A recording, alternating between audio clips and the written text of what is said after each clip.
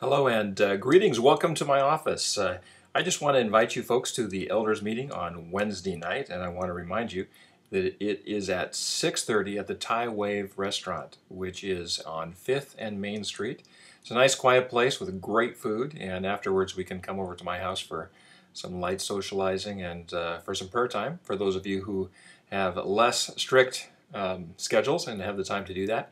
I just want to start by thanking each of you for your excellent extra mile work. Each of you has done amazing things to help make this move a possibility. It's a miracle where we are right now as opposed to a few months ago.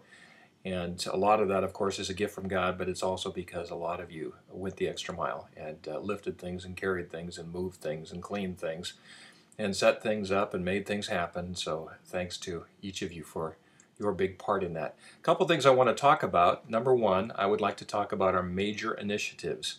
There's a number of big projects we have for the next 2 or 3 years, and we've all identified them and we know what they are. But what I'd like to do at this meeting is to go through the list and to assign an order to them so that we can do them one thing at a time. So we're not doing a whole bunch of things and trying to get 3 or 4 major initiatives done all at once. I think it'd be better for us if we could prioritize those, and groups like the elders are a really good group to do that because we get everyone's perspective, and we'll just kind of rank what we see as the things we need to do first and then second and then third. That way we can put all of our attention on one project at a time. And I'd like to read through a little bit of the list. It's also in your email. One thing is the ministry model. We need to continue to have a good model for people to get connected with the church. Our ABC plan, Alpha, Base Camps, and Cell Groups community, our RAF groups. I think we need a RAF groups pastor or somebody heading that up. That's one of the things we need to do. Our branding. Pastor Chris wants to talk about branding. Do we want to keep the old Grace logo? Do we want a new logo, new colors? How are we going to do the branding for our youth ministry, a unified branding, something like Robinwood United for the whole thing, and then something like John 14:6, the way, the truth, the life for junior high, senior high, and young adults, respectively. So we need to look at branding, which also has to do with our publicity project, which we're looking at putting out a direct mailing to the area. His nesting place, I still don't feel like we're quite there. We're getting there, but before we move on to something else, I'd really like to make sure that we have the right social, spiritual connection with that church. We're doing great. We really are. But I think we need to kind of nail that down. Young adults, when are we going to start the ministry for 18 to 25-year-olds? Do we want to do that sooner? Do we want to do it later? I know we need to do it, but just a matter of when. Prayer ministry. Susie Luther and Patty Smith have talked about how we need to do prayer ministry at the end of the service. And we need to develop an identity for the prayer ministry. And we've got this big training coming up. And we've got a prayer room, which we're really not identifying and using and lifting up. So that's another important thing. Energy and building things. We need to do an energy audit. I volunteered to help with that, and look into solar and look into ways of conserving energy in the building so that our fixed costs remain low and our money can go to ministry. The cry room. Do we want to turn that room off the lobby into a cry room? Other people think it'd be good for Robinwood Resources. I don't know. Let's talk about that. Capital Gifts Project. Do we want to kind of put that on hold and take that out a little bit later in a few weeks when the economy gets better? How are we doing on that? What kind of things still need gifts to be given to them? So that's our initiatives. Perhaps you have a couple more, and I'd be glad to look at those. But I'd like to come up with a list of initiatives, and then for the meeting on Wednesday, if we could pray and rank those so that we do one at a time. A couple of other things I want to talk about at the meeting. One, we need to choose when our next social is going to be. I guess we want to do that, of course, with his nesting place, so we'll have to work with them for our November social. I'd like to look at our third quarter financials, and third quarter financials are generally the worst news of the year for most churches, and we are definitely on plan to making our revenue plan for the year. So we've been very blessed with our third quarter. And we'll have a report on that. See if there's anything else we need to actually vote on or talk on. Couple things, just be watching in the room for sound issues. I did some work last night with Dave Terioka, and we tried to maximize the sound of my voice with certain settings.